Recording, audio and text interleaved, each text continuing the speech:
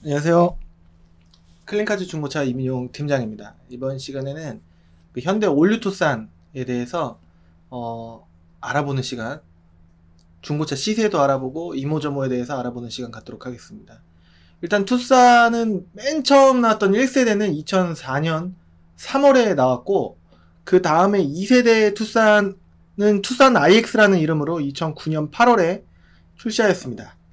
그리고 2013년 5월에는 2.5세대라고 해서 페이스리프트 되어갖고 뉴 투싼 IX라고 나왔고, 그 다음에 2015년 3월에 드디어 올류 투싼이라고, 오늘 알아볼 올류 투싼이 2015년 3월에 출시하였습니다. 그리고 2018년 8월부터 3.5세대 페이스리프트 돼서 올류 투싼이 페이스리프트 되었고, 2018년 8월부터 출시하였습니다. 그 전기형 같은 경우에 지금 이렇게 표로 제가 만들어 놨는데요. 만 킬로, 글씨가 작아서 그게 이제 보실 수 있을지 모르겠는데, 그냥 올류 투싼, 맨 처음에 나왔던 15년 3월에 출시하였던 맨 처음 올류 투싼 같은 경우에는 지금 현재 총 대수는 수도권에 450대, 서울 빼고 수도권에 450대, 전기형 맨 처음 올류 투싼은 만 킬로대가 2대 있었고, 그 다음에 아무래도 이제 연식이 5년 정도가 되었고 하기 때문에 5년이나 4년이나 3년 정도가 됐기 때문에 키로수가 짧은 차는 많지가 않습니다. 그리고 2만 킬로대는 17대, 3만 킬로대는 35대, 4만 킬로대는 42대, 5만 킬로대는 42대, 그리고 6만 킬로대 54대, 7만 킬로대 45대, 이렇게 고르게 이렇게 키로수대별로 한 대충 4만 킬로대부터 한 7, 8만 킬로대까지는 대충 40대에서 50대 사이의 대수를 키로수대마다 이렇게 갖고 있었습니다. 그리고 8만 킬로대 53대, 그리고 9만 킬로대 37대, 10만 킬로대는 45대 이렇게 있었고, 2018년 8월에 나왔던 페이스리프트된 올류 투싼 같은 경우에는 만 킬로대가 15대, 2만 킬로대가 10대, 3만 킬로대가 7대, 그리고 4만 킬로대가 4대. 이거는 반대로 키로수가 많으면 많을수록 나온 지 얼마 안 됐기 때문에 키로수가 많아질수록 대수가 좀 줄어드는 듯한 그런 모습을 좀 봤습니다. 흰색만 봤을 때는 만 킬로대가 4대, 2만 킬로대가 2015년에 출시했던 그 차량이 3만 킬로대가 13대, 4만 킬로대가 7대, 5만 킬로대가 19대, 이렇게 고르게 이렇게 쭈르륵 볼 수 있었습니다. 그리고 흰색만 봤을 때 그 페이스리프트 된 모델은 엄청나게 적었습니다. 이렇게 엄청나게 적게 되면은 보통은 이제 희소성 때문에 가격이 흰색 같은 경우에는 조금 이제 높은 경향이 있을 가능성이 좀 큽니다. 후기형 같은 경우에는 만 킬로대가 흰 색깔이 6대, 그리고 2만 킬로대가 3대, 3만 킬로대가 2대, 4만 킬로대가 4대 이렇게 있는데, 많은 분들께서 2018년에 나온 올류 투싼으로 보려고 하는데 키로수는 상관없어요. 이렇게 말씀해 주시면은 키로수는 상관없어요 라고 말씀하시는 이 말씀 한마디가 키로수 10만 킬로대까지도 뭐 2018년 이후 거면 상관없다 이렇게 말씀하시는 경우가 많으실 수 있는데, 없어요. 5만, 6만, 7만, 8만, 9만, 10만 없습니다. 그도 그럴 것이 나온 지 지금 19년 8월, 이제 2년이 조금 안 됐기 때문에 일부러 키로수를 10만 킬로를 만들려고 하면은 엄청난 장거리 위주로만 탔던 차들이 있어야 되는데 그런 차는 거의 없다라고 볼 수 있겠습니다. 이제 적정 시세는 2015년 3월에 출시했던 맨 처음 올류 투싼 같은 경우에 만 킬로대 1550 이렇게 해놨는데, 이거는 그냥 한 대밖에 없고 등급이 좀 낮고 해서 이렇게 있는 것 뿐이지, 이 적정 시세가 원래 1550이 아니다 라는 거를 이 만 킬로대 이것만 말씀드리고 싶습니다. 2만 킬로대는 1700에서 1900 정도이기 때문에 그 중간 금액인 1800 정도 보시면 될 것 같고, 3만 킬로대 같은 경우에는 1800에서 2200 사이이기 때문에 한 2000 정도. 근데 그러면 2만 킬로대가 더 싼가? 라고 하실 수 있는데 매물이 없으니까 이렇게 봤다라는 쪽으로 이해해 주시면 감사드리겠습니다. 4만 킬로대 같은 경우에는 1600에서 2100인데 그러면 중간 금액이 1850 정도 될 겁니다. 그 정도 보시면 될 것 같고, 그 다음에 5만 킬로대 같은 경우에 1350에서 2200 텀이 큽니다. 그래서 900 사이니까 400 정도를 더하면 한 5만 킬로대는 1700, 1800 이 정도 이 가운데 금액으로 보시면 될 것 같고, 에? 나 5만 킬로대 1350도 괜찮은데? 라고 하실 수도 있는데, 요거는 이 가격대의 차가 있긴 있는데 조건이 다 이유가 있는 금액일 가능성이 크니 이 가운데 정도 금액으로 보시는 게 옳지 않을까라고 강력하게 권해드리고 싶습니다. 6만 킬로대 같은 경우에 1500에서 1900 사이니까 1700 정도 보시면 될 것 같고, 7만 킬로대는 이 가운데 금액인 1600 정도. 6만 킬로가 더 비싸고 맞죠? 이거는 1600이고 이건 1700 정도고, 그 다음에 8만 킬로대는 이 가운 1300부터 1800 사이인데 텀이 500이니까 250을 더한 1550 정도에서 왔다 갔다 이렇게 보시면 될 것 같고, 9만 킬로대 같은 경우에는 1200부터 1700 정도가 보였었는데 역시 이 가운데 금액이 500 정도이기 때문에 250을 더한 1450 정도 이렇게 보시면 되지 않을까 싶은데, 이렇게 제가 색깔을 이렇게 해놨어요. 이거는 이 6만 킬로대까지는 원래 파란색으로 해도 좋지 않을까 싶은데 6만 킬로를 넘었을 때니까 이 6만 킬로 미만은 소모품까지 보증 기간이 됩니다. 그래서 6만 킬로 이하로 만약에 보시게 되시면은 좀 제가 판매했을 때도 손님분들께서 구매하실 때도 3년에 6만 킬로 그 범위 안에 있는 차량을 만약에 구매를 하시게 되시면은 좀 안심이다 라고 볼 수가 있겠는데, 3년에 6만, 그러니까 3년이 끝났거나 아니면 6만 킬로가 지났거나 3년이 안 되더라도 6만 킬로가 지나버렸으면은 소모품 보증기간이 끝난 겁니다. 그래서 돈이 혹시라도 나오면은 손님 분들께서 내셔야 돼요. 그래서 조금 이제 약간 색깔을 좀 다르게 구분을 지어 놨습니다.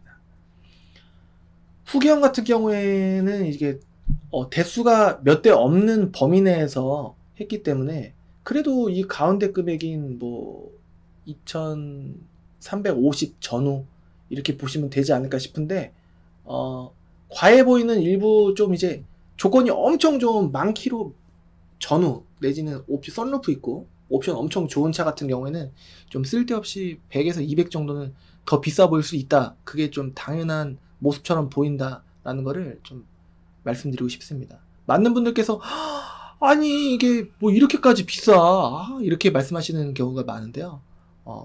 이제 그만큼 희소성이 있어서 좀 비싸게 팔아보려고 하시는 분의 좀 의도가 좀 있다. 그래서 아니 그러면 깎아달라고 하면은 깎아주나? 라고 생각하실 수도 있는데, 깎이는 점은 100만원 이상 깎이는 것은 거의 확률이 1, 2, 3, 4, 5% 그 미만입니다. 그러니까 1에서 5%, 나머지 95% 이상은 한 50만원 미만으로 이렇게 깎일 확률이 좀 높다. 이렇게 볼 수 있겠습니다. 많이 깎이면은 6, 70 정도까지도 예상할 수가 있는데, 지역별로 수원, 용인권은 그 정도 이제 깎일 수가 있는데, 인천, 부천, 김포 이런 이쪽 서부권에서는 조금 이제 그 정도 깎이기가 조금 어려운 문화적인 측면이 있는데, 그러면은 수원, 용인에서 차 사면은 더 싸네 이렇게 생각하실 수 있는데, 그거는 이제 단순하신 생각이실 수가 있습니다. 예를 들어서 2200짜리를 인천, 부천, 김포 같은 경우에는 2240 정도 이렇게 금액을 제시가로 코드가 이렇게 걸어 놓습니다.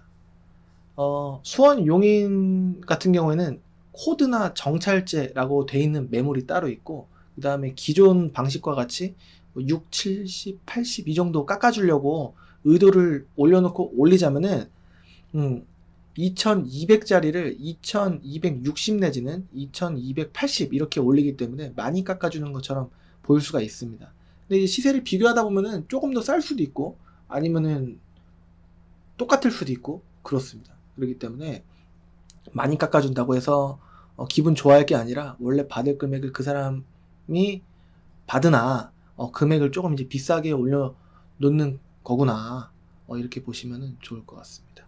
이해되셨나요? 그러니까 받을 금액은 똑같은데 인천은 요만큼 올려갖고 좀 싸게 보이려고 하는 거고, 수원, 용인 같은 경우에는 조금 더 올려서 이제 이 중간에 마진 부분을 다른 딜러들이 남길 수 있게 여지를 두거나 아니면 많이 깎아주는 듯한 모습을 보여서 더 이렇게 되면은 좀 비싸 보일 수는 있으나 깎아줄 수가 있다라고 한다면은 좀 손님분들께서 기분적으로 더 피니시가 구매 결정이 계약까지 좀 원활하게 될 수 있는 측면이 있는데, 좀 덜 깎아주게 되면은 좀 이제 박하다 이런 느낌으로, 야속하다 이런 느낌이 드실 수가 있기 때문에 구매 결정까지 조금 힘들어질 수도 있긴 하지만 조금 이제 인천, 부천, 김포 같은 경우에는 조금 싸 보이는 듯한 느낌을 받으실 수도 있고 아닐 수도 있기 때문에, 이런 거는 이런 문화적인 측면은 다 제쳐두고 그 1, 20만 원이 아니라 그냥 전체적인 구도로 봤을 때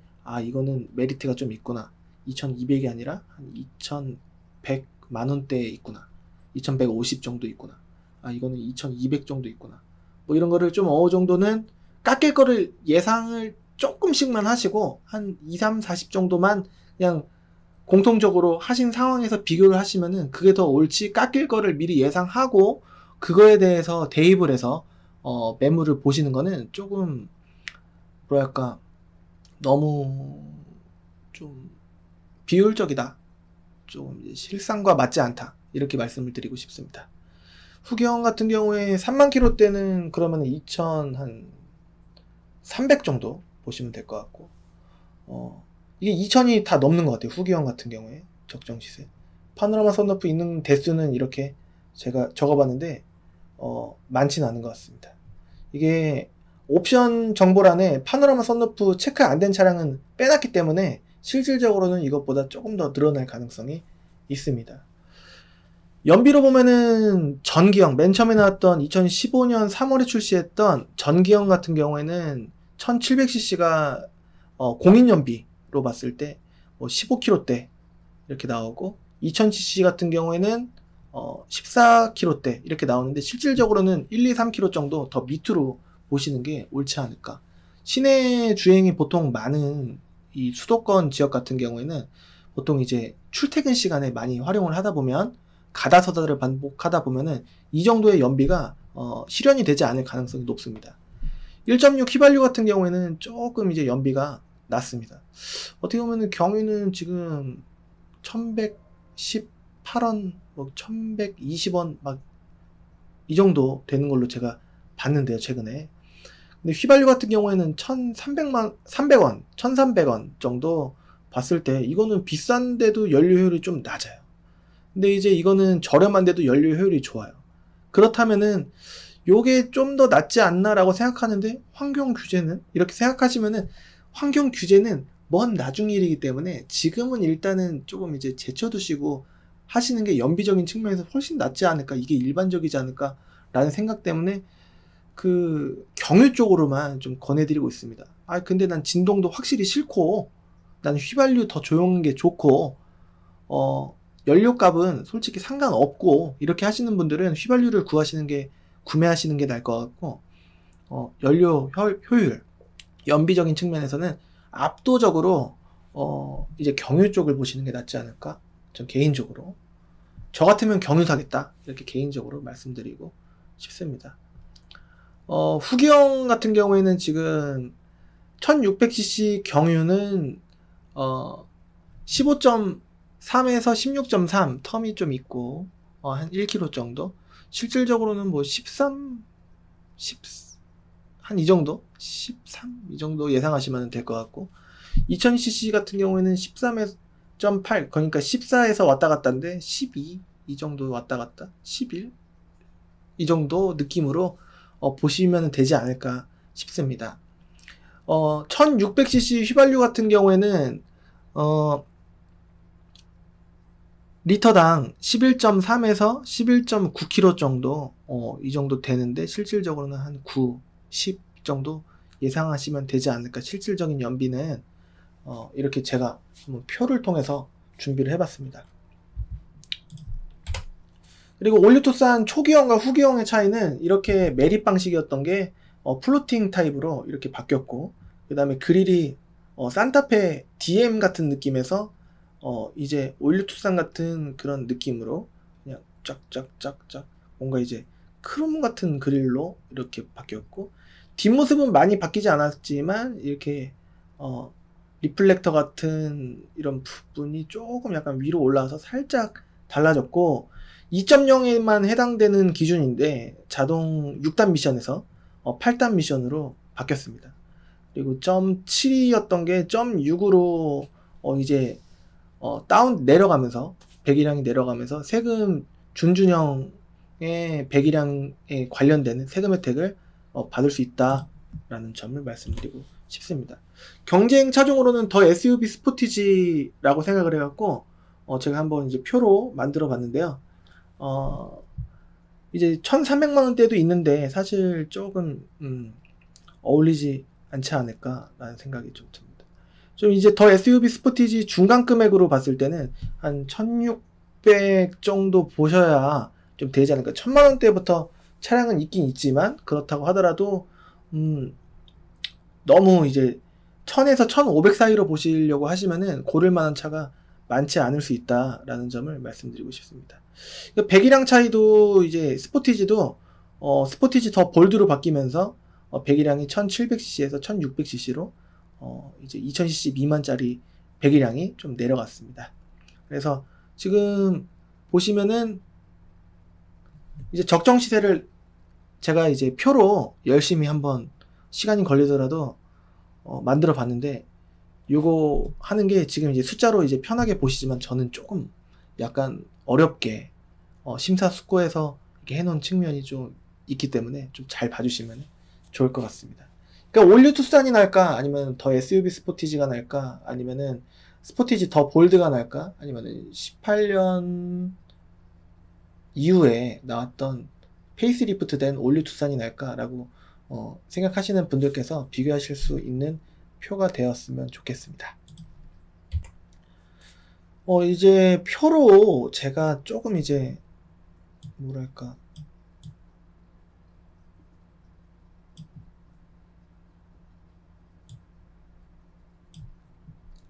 이제 제가 표로 한번 만들어 봤습니다. 이게 읽어가면서 제가 이제 여러분들께 드리고 싶은 말씀을 읽어가면서 중간중간 부연 설명도 하고 이렇게 해보도록 하겠습니다. 실제 연비는 운전자 습관과 도로 사정에 의해서 다를 수 있기 때문에 연비 측면에서 극적인 큰 차이는 못 느낄 수 있다라고 생각됩니다. 그러니까 실제 연비는 이제 공인 연비랑 좀 다를 수 있다, 이런 얘기고요. 적정 중고차 시세는 아까 이제 제가 표로 만들어 드렸지 않습니까? 2015년에서 2018년 초 맨 처음에 나왔던 올류투싼만 놓고 보았을 때 5만 킬로 이하의 중고차는 1700cc, 그러니까 1.7 적정 시세가 1300만원부터 2000만원대 사이로 보시면 되지 않을까 해서 이렇게 다양합니다만, 흰색의 차량만 놓고 보신다면은 적정 시세는 최소 흰색만 봤을 때는 1600만원 선부터 시작한다고 보셔야 할 것 같습니다. 그리고 2016년 말부터 나오는 모델은 이제 그릴이 아까 같은 산타페 DM 같은 그릴이 아니라 약간 이제 메쉬, 그물 그런 타입의 모습으로 조금 달라지고, 그 다음에 피버라는 모던 피버 내지는 뭐 이렇게 피버 모델을 선택하시면은 조금 이제 디자인적으로 조금 달라질 수 있고 그렇습니다. 데일라이트 등이 있는 모델이 있고 없는 모델이 있고 그렇기 때문에 매물 사진을 잘 보시면서 한 대충 1600 정도에서 이렇게 보시면은 좀 적절하지 않나. 1500 미만으로는 마음에 안 드실 옵션이 깡통이거나 아니면 키로수가 많거나 아니면 은색이거나 조건이 좀 휠이 되게 작고 막 이렇게 좀 마음에 안 들 만한 요소가 있을 확률이 좀 높지 않을까 라고 해서 제가 봤을 때는 적정 시세는 흰색의 차량만 놓고 보셨을 때 1600부터 1600만 원만이 아니라 1600부터를 준비하시면은 되지 않을까 싶습니다. 차값만 기준이기 때문에 이 밖에 등록세, 취득세 같은 이전비, 그리고 매도비, 수수료, 그리고 자동차 보험료와 성능 책임보험료가 또 추가적으로 들어가기 때문에 차값만 너무 염두에 두시고 준비하셨다가는 낭패를 보실 수 있고 갑자기 모르는 게 튀어나실 수 있기 때문에 이 추가적인 부분이 또 들어갈 수 있다라는 점을 아셨으면 좋겠는데, 등취득세는 보통은 7% 정도 잡고, 그 다음에 매도비 같은 경우에는 33만원, 수도권이 웬만해서는 33만원 잡고, 수수료는 제가 웬만해서는 30 정도 받을 겁니다. 그리고 지역에 따라서 조금씩 틀리고 그렇습니다. 그리고 자동차 보험료는 개개인마다 이제 경력에 따라서 조금씩 다른데, 30세가 조금 이제 넘어가시면은 이제 100만 원이 좀 안 되는 금액이지 않을까 싶고, 이제 26세 미만이신 분들이 만약에 구매하시려고 하면은 150, 200 더 나올 수도 있고 그렇습니다. 이제 생애 최초 보험이라고 하시더라도, 이제 나이가 조금 이제 30대가 조금 이제 넘어가시면은 한 100에서 왔다 갔다 자차를 넣더라도, 물론 이제 뭐 넣고 하면은 또 150 될 수도 있겠지만, 좀 적정한 금액선은 한 100 정도에서 왔다 갔다 되지 않을까 싶습니다. 많은 딜러분들께서 가격을 이야기할 때는 거의 대부분 차값만 기준으로 안내를 할 때가 거의 전부라고 볼 수 있겠습니다. 보통 등록세와 취득세, 그리고 공채 모두 합쳐서 이전비라고 부르고, 수도권 어느 매매단지, 그리고 어느 상사에서든지 구매하시더라도 대부분 매도비라는 게 발생을 하는데, 어떻게 보면 차량 가격이 저렴하게 보이기 위해서 1530이었던 33만원이었던 차가 원래 차값만 그렇게 받고 33만원은 그 차를 매입했던 딜러가 수익을 얻거나 아니면은 상사에서 이제 입금을 해야 되는 그런 이제 예전 방식에서 차 가격이 33만원이라도 싸 보여야 경쟁력이 있고 더 빨리 판매가 될 수 있는 확률이 높아지기 때문에, 좀 옛날에는 5만원, 7만원부터 시작했거나 안 받았던 그런 부분에서 분리됐다, 이렇게 보시면은 될 것 같습니다. 그 예전 말로 마당비 혹은 이전 대행료 명목은 다양하지만 결국에는 대부분이 사무실 운영비로 활용이 되는 측면이고, 아주 약간의 이전 대행비, 인증지대료가 그 따로 포함이 그 33만원이라는 금액 안에 포함이 되어 있는데 좀 미미한 측면이 있는데, 이 매도비를 받지 않으면은 안 팔는 거를 좀 이제 다 딜러들이 그렇게 조건으로 제시를 하고서 판매를 하기 때문에 매도비는 수도권 어디든지 다 내야 된다라고 보시면 될 것 같습니다.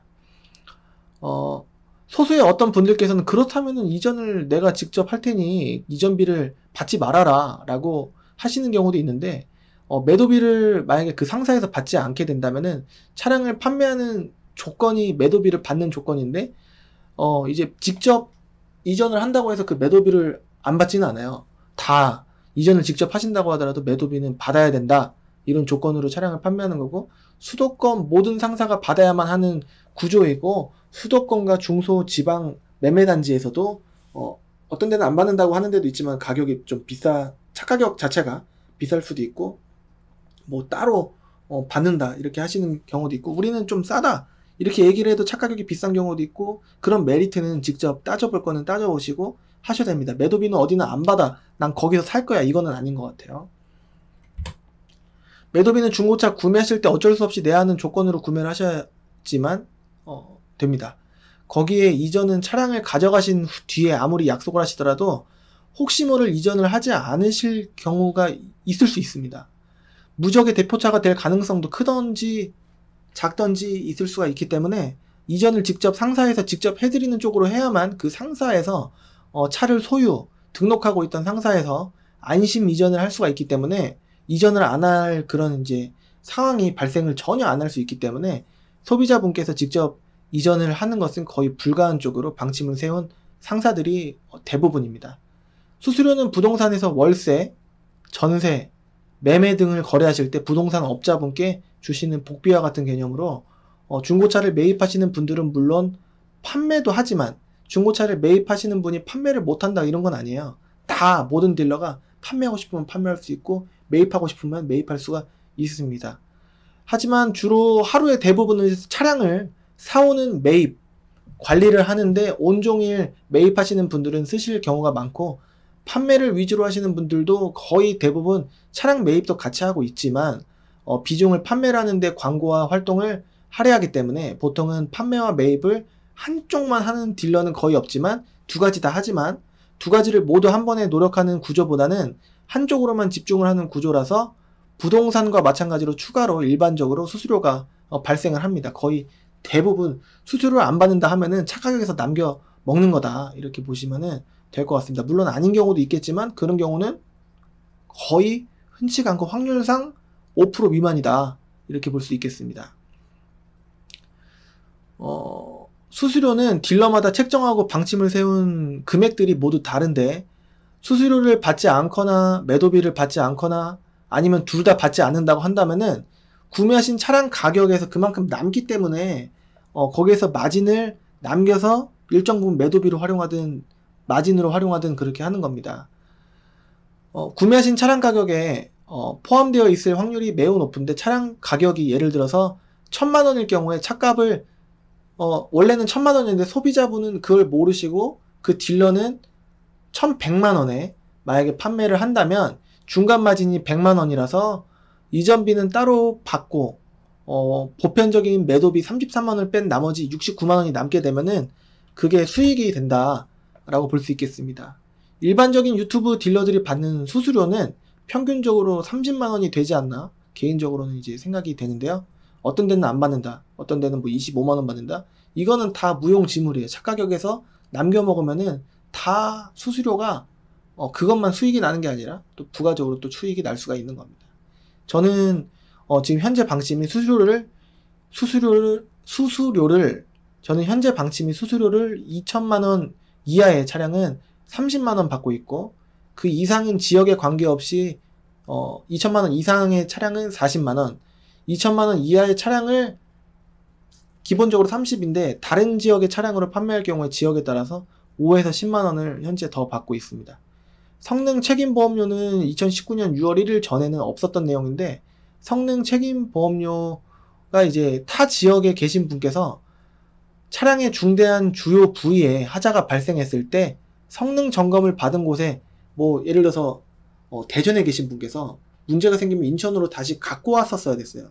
과거에는 뭐 아닌 경우도 있었습니다. 그냥 이제 거기서 뭐 해갖고 비용 분담해갖고 이렇게 하는 경우도 있었고, 물론 이제 그거는 서로 합의하기에 나름으로 이렇게 처리가 됐던 개념인데, 성능 점검을 받은 곳에 따라서 어떤 곳은 해주고 어떤 곳은 안 해주는 폐단을 막고자 굳이 손님분들께서 차량을 가져오시지 않더라도, 구매하신 곳에 가져오시지 않더라도 해당 거주 지역에서 대전이면 대전, 부산이면 부산, 울산이면 울산, 뭐 광주면 광주, 이런 지역에서 뭐 전주면 전주, 대구면 대구 성능 보증을 받을 수 있게 만든 제도인데, 사실 이 부분이 어떻게 보면 필요할 수도, 어떻게 보면은 그게 그거일 수도 있어서 이제 사실 문제가 있는 차보다는 문제가 없는 차가 훨씬 더 많고, 어차피 소모품 나와도 소모품인 경우가 많아서 보증이 어차피 안 되는 그런 부위일 수도 있기 때문에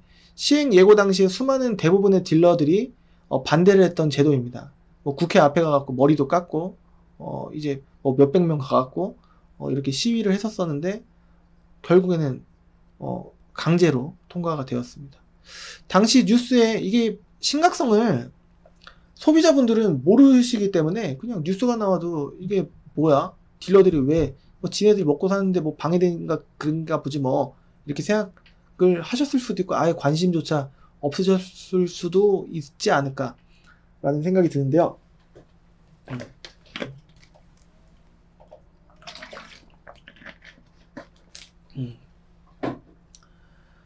여하튼 즉각적으로 시행이 된 이례적인 부분에 현대해상, 메리츠, 삼성화재 등과 같은 대기업 보험사 배불려주기 정책이라고 하면서 대다수 딜러분들께서 반대를 했었는데요.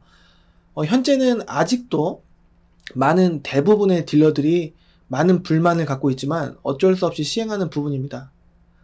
신차 보증이 소모품까지 남아있는 중고차도, 그러니까 소모품까지 남아있는 3년에 6만이 안 지난 몇천 킬로밖에 안 뛰었던 그런 중고차라고 하더라도 몇천 원이라도 내야만 하는 금액입니다.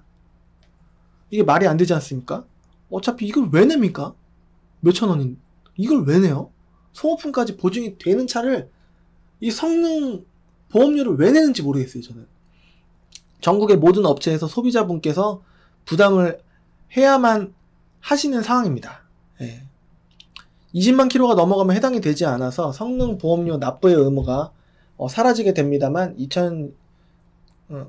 지금으로부터 15년이 지난 중고차가 키로수가 20만 킬로에서 바로 아래인 19만 9,999킬로라고 봤을 때 성능 보험료만 추가적으로 10만 원이 훨씬 넘게 내야 되는 상황입니다. 문제가 없다고 하더라도. 그리고 또 어차피 엔진, 미션, 뭐 스티어링, 기어, 뭐 냉각수 내지는 뭐 시동 모터 등등의 뭐 제네레이터, 뭐 발전기 이런 부분 외에 소모품은 어차피 안 해줄 텐데 10만 원 넘게 성능 보험료를 내야 돼요. 이게 좀 어떻게 보면은 좀 불합리할 때가 있습니다. 저의 사례로 보았을 때 시행 이후 제가 판매한 5대 이하의 차량이 성능 보증 보험을 받으신 적이 있었는데, 한 대는 증상은 확실한데 이게 소나타 더 브릴리언트 얘긴데, 증상은 엔진 소음이 확실하다고 판명이 났는데 현대 블루엔진이 3군데 나갔는데 누유 증상이 보이지 않아서 12년식인가 키로수가 4만 킬로였었습니다. 44,000킬로. 누유가 안 보인다고 증상이 어떤지는 알겠는데 방침이 보증 수리가 어렵다, 방침이 그렇다 라는 답변만 돌아와서 어쩔 수 없이 수리비를 매입해서 소유했던 딜러분과 저와 그리고 성능장에서 각각 부담을 해서 수리를 해드린 경우가 있었습니다. 그때 돈이 한 8, 90 정도 깨졌습니다. 이럴 거라면 성능 보증이 왜 필요한가? 2월달 얘기일 거예요. 올해. 이럴 거면 성능 보증이 왜 필요한가? 이런 의문을 굉장히 가졌던 적이 있었습니다. 이게 CVV에 소나타 더 브릴리언트라든가 LF 이제 좀 키로수 많은 차들, 그런 차들이 뭐 이제 문제가 좀 있다, 그런 차들이 심심치 않게 들어온다 라고 거기 성능장 거기 담당자분께서 말씀해 주셨습니다. 여하튼 성능 보증 보험료는 어쩔 수 없이 소비자분께서 추가로 부담을 해야 하는데, 연식 키로수에 따라서 몇천 원부터 10만 원이 넘는 금액까지 내야 하는 경우가 있습니다. 최근 판매한 차량 중에서 평균적인 느낌으로는 만원대에서 2만원 정도의 느낌이고, 성능 보증은 먼저 수리를 하시고 청구를 하시는 구조가 아니라 증상을 확실히 확인해서 구매하신 판매했던 계약했던 딜러에게 고지를 미리 하시고 절대 먼저 결제하시면 안 되시고요. 판매 딜러가 성능 보증을 해주는 보험사에 연락을 취해서 보증 수리를 받으실 수 있도록 보험사에서 비용 결제를 하도록 도와드리는 과정을 거쳐야만 올바른 보증 수리를 받으실 수 있는 순서입니다. 키로수가 5만 킬로가 넘어서면은 서서히 어떤 차량이든지 돈이 들어갈 때가 서서히 생깁니다. 어떤 차든지 5만 킬로가 넘어가면은 돈이 안 들어가는 차보다는 조금이라도 돈이 들어가는 차가 훨씬 많습니다. 그게 어떻게 보면 당연한 일인 것처럼 보여져요. 신차로 출시된 지 3년이 안 지난 6만 킬로 이하의 중고차는 중고차라고 하더라도 소모품까지 보증이 되기 때문에 구매하시는 분께서 걱정하실 게 거의 없다시피 합니다. 현대 기아 기준이고요. 그런데 많은 분들께서 구매를 희망하시는 차량은 조건들이 5년이 살짝 지났거나 지나기 직전에 10만 킬로 가까이 되는 차량을 보시려고 구매하시려고 하시는 경우가 많으신데, 해당하는 차량들의 중고차 가격이 제일 매력적으로 보이시기 때문에 그렇게 구매하시려고 하시는 것 같습니다. 어떤 분들께서는 키로수는 상관없고 사고도 크지 않으면 상관없다 이렇게 말씀하시는 경우가 많은데, 그러한 경우에는 작거나 큰 하자가 발생할 확률이 키로수 6만 킬로 이하의 차량보다 확실히 높아진다. 그만큼 탔으니까요. 그렇게 생각합니다. 중고차는 모든 부분이 보증되지가 않고 성능 점검 기록부에 나와 있는 부분이 양호였을 경우 문제가 있었을 때 한 달이 지나지 않았거나 아니면은 2000km가 성능 점검 기록을 받을 당시로부터 2000km가 넘지 않은 경우에 보증이 가능합니다. 유리가 깨졌다거나 휠이나 타이어에 손상이 있다고 한다라거나 쇼바 혹은 로우암으로 인한 삐걱 혹은 덜거덕 거리는 증상 등 성능 점검 기록부에 나오지 않은 부위는 모두 소모품으로 봅니다. 그렇기 때문에 증상이 발생하더라도 보증이 되지 않을 수 있는데, 많은 분들께서는 그러한 불안한 요소가 잠재적인 차량의 가격이 그런 차량들인 줄 모르고 메리트가 있게 느껴지실 수 있기 때문에 찾으실 때가 매우 많습니다. 무조건적으로 문제가 있는 건 아니겠지만, 그렇다고 하더라도 6만 킬로, 3년이 안 지난 6만 킬로, 사실 연식은 필요 없고 6만 킬로, 6만 킬로가 안 지난 차량보다 10만 킬로에 가까운 차량들, 아니면은 그것보다 금액을 더 낮추고자 10만 킬로가 넘는 차량을 보시는 경우가 매우 많습니다. 이러한 경우 무조건적으로 이제 심한 수리비가 안 날 확률도 사실 많습니다. 하지만 엔진오일, 미션오일, 냉각수, 그리고 브레이크 오일, 브레이크 패드, 그리고 타이어 외에도 들어갈 30만원에서 50만원 정도는 나오더라도 수리하실 수 있는 예상과 그 확률을 어느 정도는 예비하고 있으셔야 되는데, 예비하시는 분은 거의 안 계신 것 같습니다.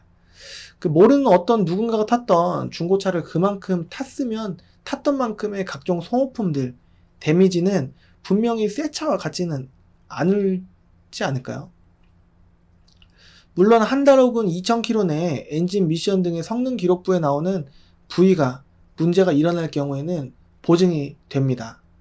경쟁이 과열되고 이미 대기업에서 중고차 시장에 들어왔거나 들어오고 있습니다. 때문에 한 대마다 마진을 보는 수준이 과거에 비해서 옛날에는 한 대로도 100, 한 대로도 200 이렇게도 남았는데, 아무리 비싼 차를 매입하든지 저렴한 차를 매입하든지 보통 딜러들이 30만원 마진, 50만원 마진 남기는 게 일반적으로 예전과 달리 좀 바뀌었어요. 그래서 물론 마진이 적절히 남아서 재미가 있는 차 있을지 모르겠습니다만, 주위를 돌아보면은 손해를 보는 경우도 있고, 한 대당 많이 남아야 50만원이 넘지 않은 경우, 그러니까 몇천만원, 몇백만원 투자해갖고 50만원도 안 남는 경우도 많습니다. 거기에 자잘해 보이는 소모품까지 문제가 일어날 경우에는 진짜 머리 지진 나겠죠. 그 딜러 입장으로서는 얼마 남지도 않았는데 뭐 해달래 이러면, 어떤 딜러라든지 점차 이런 분위기가 이게 농후해지면서 누적이 되면서 딜러들이 비싸게 매입하고 싸게 팔고 하다 보니 뭔가 수리비, 옛날에도 물론 많이 남을 때도 그랬지만 해주기가 더 어려워졌어요. 옛날에는 착하신 분들은, 좋으신 분들은 해주시기도 하셨는데, 그러니까 문제가 일어날 경우 어떤 딜러든지 성능 점검 기록부에 해당하지 않은 부위가 하자가 발생할 경우에 흔쾌히 수리비를 지원해줄 딜러분들은 많지 않습니다. 어떤 분은 타시다가 피로가 바뀌셔서 바꾸시거나 판매하시고, 어떤 분은 수리할 만한 부분이 슬슬 올라올 것 같으니 그때 판매하시고, 어떤 분은 탈 일이 없어져서 판매하실 겁니다. 수리할 부분이 나올 만할 때 판매하시는 경우도 있을 겁니다. 혹은 정상으로 알고 매입을 했는데, 정상인 줄 알고, 그러니까 차가 좋은 줄 알고 매입을 했는데 디테일한 성능 점검을 받아서야 딜러조차 몰랐던 이제 스캔을 꼽아야지만 알 수 있는 증상이 나올 경우에는 성능 점검 기록부를 좋게 나올 수 있도록 하부 세차 혹은 진단기의 내용을 꺼버리는 그런 경우도 있을 수 있습니다.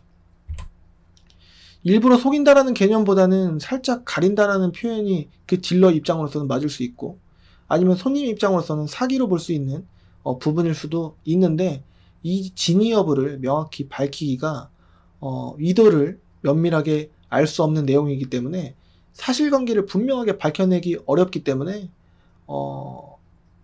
수리를 당장 하지 않아도 운행하는데 지장이 없을 수 있기 때문에 그런 걸 수도 있는데, 잠재적으로 어차피 3에서 6개월 안에는 수리를 해야 되는 증상 이런 거 말입니다. 이러한 경우 아무리 꼼꼼히 보더라도 면밀히, 아무리 이제 판매하는 딜러가 아무리 꼼꼼하게 보더라도 면밀하게 좋은 컨디션의 중고차를 판별하기가 어려울 수가 있는데 보편적으로 6만 킬로를 넘어가고 키로수가 올라가면 올라갈수록 성능 점검 보증 범위에 해당하지 않은 경우도 있습니다. 물론 관리되거나 운이 좋은 차량은 괜찮을 수도 있겠지만 키로수가 올라갈수록 잠재된 하자가 발생할 확률은 올라갈 겁니다. 많은 분들께서 키로수를 포기한다고 하더라도 더 좋은 연식과 디자인의 차량의 금액대에 매력을 하도 느끼시다 보니 모르시는 부분이 많을 것 같아서 되도록이면 키로수가 짧은 쪽이 서로가 신뢰가 깨지지 않을 가능성이 높습니다. 스트레스를 서로 받지 않을 가능성이 높기 때문에 무조건적으로 키로수 많은 차를 만류하는 거는 제가 뭐라고 아니지만 그래도 키로수가 짧은 차량을 구매하시는 게 서로 간의 관계에서 그리고 앞으로 차량을 유지, 관리, 운행을 하심에 있어서 더 추천을 하고 있습니다. 많은 딜러분들께서 분명히 공감이 가실 부분도 있을 것이다. 물론 이제 얼마나 보실지 아예 안 보실지 모르겠습니다만 가장 큰 하자 발생 부담의 공통된 애로사항일 것이라고 저는 생각합니다. 그러니까 하자 발생하는 게 딜러들은 제일 판매하는 딜러든지 매입하는 딜러라든지 제일 두려울 것이다 이렇게 생각하고 있습니다. 그 많은 부분이 좋은 점만 전문적인 점만 강조를 하는 광고 혹은 유튜브 등등의 영상이 많지 않나 개인적으로 생각을 하고 있습니다. 그 중고차 매매단지에 방문하셨을 때 차량 상태가 어떤지 판별하는 것은 주로 엔진 소리, 그리고 누유, 그 다음에 부식, 미션의 충격과 각종 계기판의 경고등 등의 여부 등을 살펴보면 100점은 아니더라도 비교적 보는 게 사실 어느 누구나 중고차 매매단지 딜러로 한두 달만 근무하시면 알 수 있을 만한 그런 판별을 하실 수가 있습니다. 구매자분께서 주로 확인하실 부분은 각종 실내외 청결도 혹은 흠집이나 파손 등 여부를 주로 집중해서 살펴주신다고 하더라도 저의 관점으로 봤을 때는 충분하지 않을까 이렇게 생각을 합니다. 심오한 확인사항은 제가 봤을 때는 크게 중요하지 않기 때문에 유튜브에 나오는 여러가지 지식들을 시간을 할애해서 일부러 공부하시거나 하실 필요는 솔직히 없지 않나 라는 생각이 듭니다. 딜러들은 경험상의 여러 확인사항을 체크하기란 그렇게 어렵지 않기 때문입니다. 그 중고차를 고민하실 때 제일 크게 중점을 두셔야 하는 부분은 매번 말씀드리지만 시세입니다. 영상을 통해서 다른 거 다 필요 없고 시세입니다. 영상을 통해서 여러 지식을 습득하셨다고 하더라도 상태는 거기서 거길 확률이 사실 높습니다.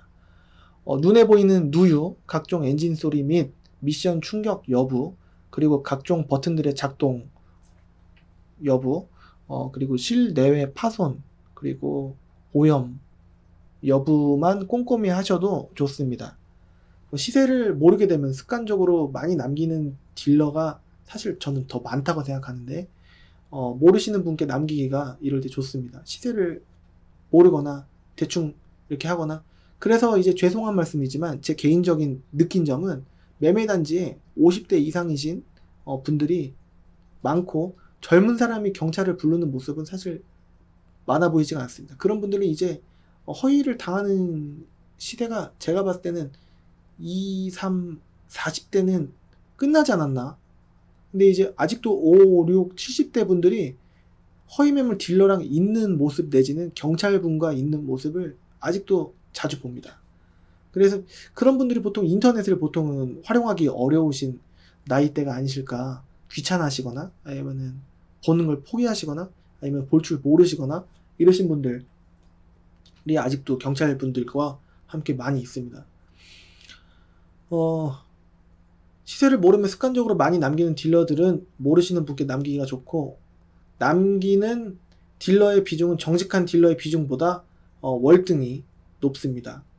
유튜브를 하는 사람이라고 하더라도, 블로그 카페를 하는 사람이라고 하더라도, 어떤 사이트로 광고를 하더라도 남기려고 마음먹은 딜러에게 가장 큰 무기, 그러니까 이 영상을 보시는 구매자분, 소비자분들께서 가장 큰 무기는 차를 잘 볼 줄 아는 그런 지식이 아니라 시세 공부입니다. 엄청나게 공부를 하셔갖고 이 정도 키로수는 이 정도 돼 라고 하는 그런 관점을 익히시려면은 제가 봤을 때는 일주일이면 될 것 같은데요. 집중해서. 그래서 2017년 7월부터 제가 3년 동안 유튜브를 통해서 시세를 알려드리는데 제일 큰 다른 이론들 다 필요 없다. 그러니까 뭐 예를 들어서 20대가 뭐 차량을 구매하면 안 되는 이유, 뭐 이런 거는 제가 영상으로 안 하지 않습니까?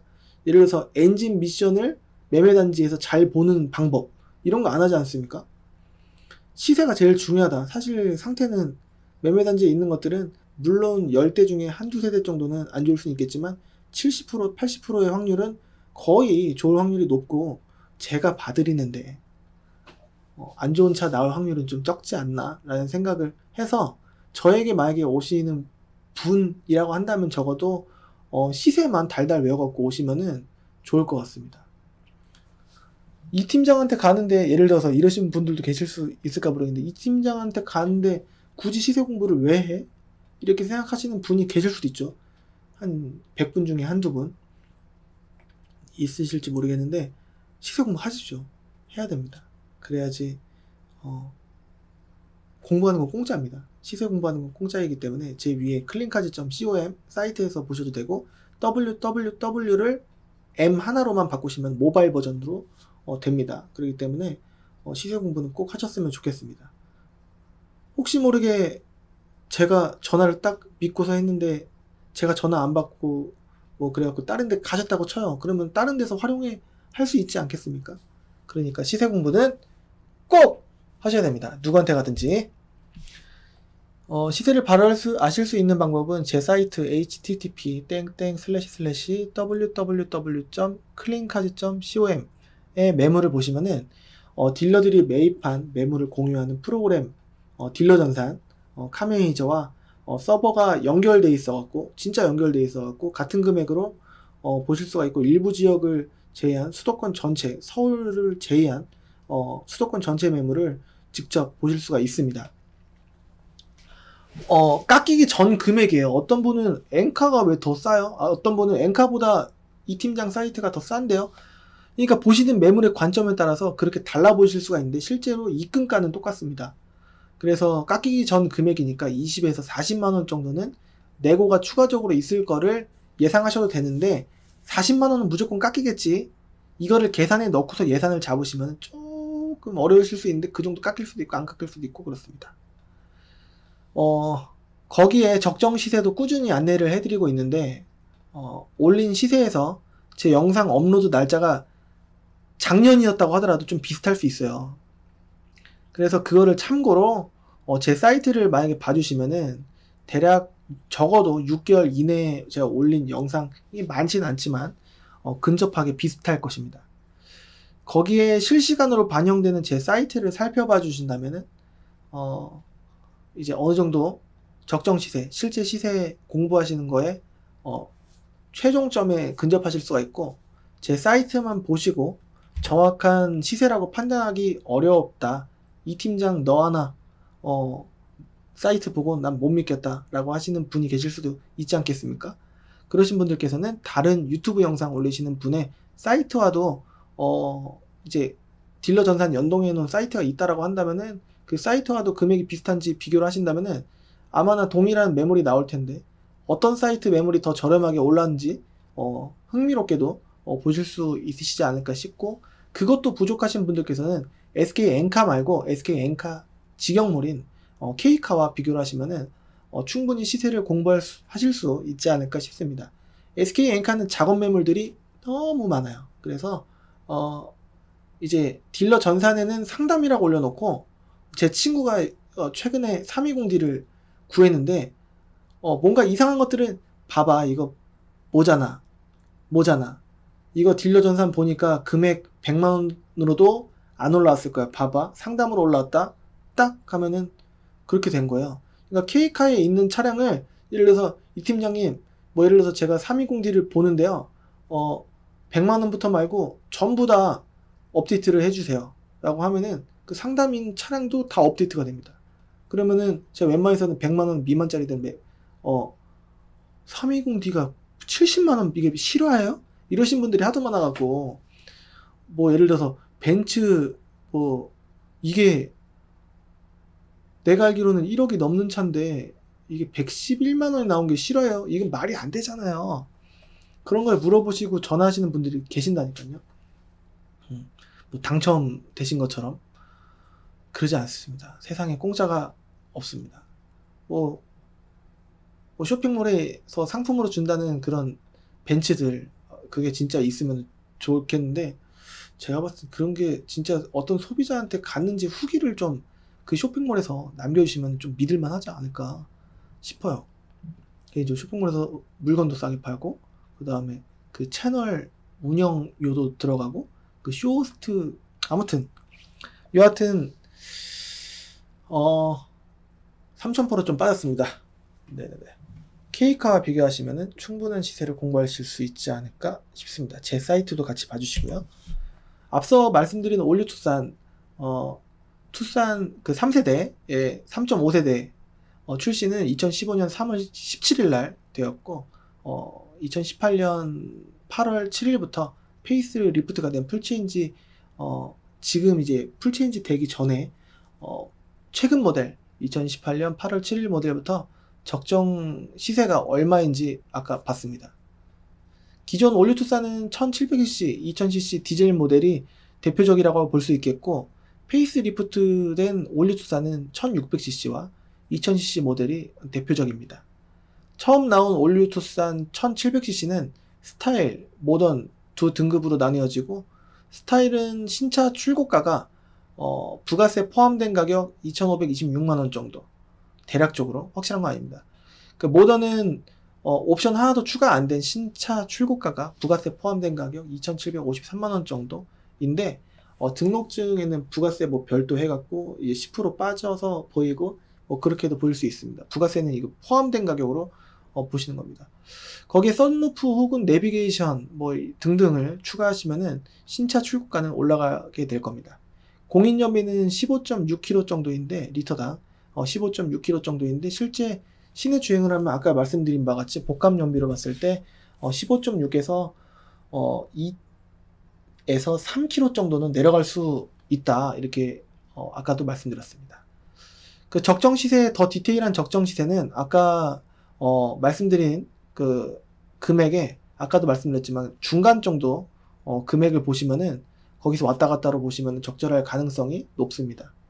인기 색상인 흰색에 썬루프나 통풍 시트 등 옵션을 더 희망하신다면은, 차량의 대수는 없어지는 게 엄청나게 없어지고, 뭐 한두 세대밖에 안 보이고, 그런 게 좀 이제 그게 맞습니다. 네네네. 부족하다고, 급격하게 부족하다고 느껴질 수 있고, 금액이 올라갑니다. 좀 약간 불필요하게 좀 비싸다 싶을 정도로 좀 올라갑니다. 합리적이지 않다 싶을 정도로 좀 올라갈 수도 있습니다. 2000cc는 등급이 스타일, 모던, 프리미엄으로 나뉘어지고, 거의 모든 차량은 등급이 달라져도 엔진은 똑같습니다. 외관 휠이나 라이트, 그러니까 HID 혹은 일반 전구 혹은 LED 이런 부분, 그리고 통풍 시트, 스마트키, DRL, 그러니까 데일라이트 등 등급에 따라서 옵션이나 디자인이 살짝 다를 수가 있습니다. 여기까지 좀 이제 간략하게 살펴봤습니다. 네네네. 좀 이제 부족했던 부분이 좀 클 거예요. 항상 그런 부족한 부분이 있을까봐 항상 이제 겁내고 준비만 하다가 영상 못 올릴 때도 있고, 찍어놓고 안 내보낼 때도 있고, 그렇습니다. 이 영상을 준비하는 데 있어서 사실 뭐 필 받으면 금방 준비하는, 이틀 만에 준비한 뭐 자막과 이런 표인데요. 여하튼 구독을 해주시거나 좋아요를 눌러주시면 힘이 되는 이유가, 많은 분들께서 전화를 해주시거나 아니면은 아래쪽에 댓글을, 이 아래쪽에 댓글을 남겨주시면서 많은 도움이 되셨다고 할 때 더 나은 영상, 지난번에 LF 소나타 영상도 도움 많이 됐다라고 해주신 분들, 여러 그 다른 영상에서도 좀 도움이 많이 됐다, 몰랐던 점을 알게 됐다라고 하시는 그런 분들께서 도움이 되셨다고 할 때, 그 더 나은 영상을 만들기 위한 고민이 또 깊어지고, 더 열심히 하려고 좀 이제 고심이 됩니다. 간단하게 영상을 만들기보다 조금 이제 깔끔하고 퀄리티 있는 영상 만들고 싶어서 자막도 넣어 봤고 했는데 자막 넣으니까 이게 일이 너무 커져요. 그러니까 이렇게 편집이 힘들어지다 보니까 조금 이제 숙제 같아서 좀 안 하게 되고, 그래서 이제는 좀 자막을 될 수 있으면은 조금 편집하면서는 안 넣어보려고 좀 하는 쪽으로 가닥을 잡고 있어요. 제가 직접 편집을 하다 보니까, 촬영 편집을 다 준비 다 하다 보니까 이게 쉽지가 않습니다.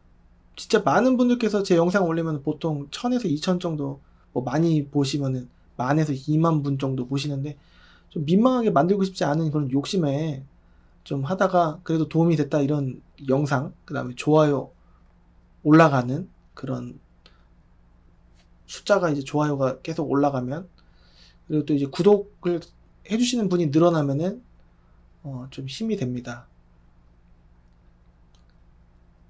그러니까 간단한 영상을 만들기보다 그래도 이제 애매한 설명을 해드리기보다는 한눈에 삽시간에 좀 빠르고 효율적인 이런 표를 통해서 이렇게 나도 한번, 이것도 새로운 시도죠. 어떻게 보면 여러 가지를 통해서 효율적으로 이해를 돕는 영상을 제가 제작하고 싶었습니다. 많은 분들의 응원이 제가 더 나은 영상을 만들고자 하게 해주십니다. 한 분이라도 더 구독하기, 좋아요 해주시면은 제가 밤을 새워서라도 좀 늘어졌던, 조금 이제 나태해졌던 그런 부분이 계속 만연해 있는 이 상황에서 더 좋은 영상 할 수 있도록 노력하도록 하겠습니다. 댓글도 많이 남겨주시고 문의해 주시면 감사드리겠습니다. 그러면 오늘 좀 부연 설명이 좀 길었습니다. 앞에 표는 좀 짧았고, 표를 보시면서 예전에는 그 설명이 앞에 있었고, 그 다음에 시세는 딜러 전산을 통해서 좀 뒤에 좀 지루한 영상으로 해갖고 1시간 내지는 거의 뭐 2시간 가까이 이렇게 했었었는데, 이제는 표로 바로바로 보실 수 있도록 제가 한번 준비를 해봤기 때문에 도움이 되셨으면 좋겠습니다. 구독하기, 좋아요 해주시면은 정말 힘이 되기 때문에 많은 부탁드리고요. 다음 시간에 또 한눈에 알아볼 수 있는 효율적인 영상 할 수 있도록 노력하도록 하겠습니다. 저는 다음 시간에 더 좋은 영상으로 찾아뵐 수 있도록 고민하고 노력하다가, 아무튼 노력하겠습니다. 감사합니다.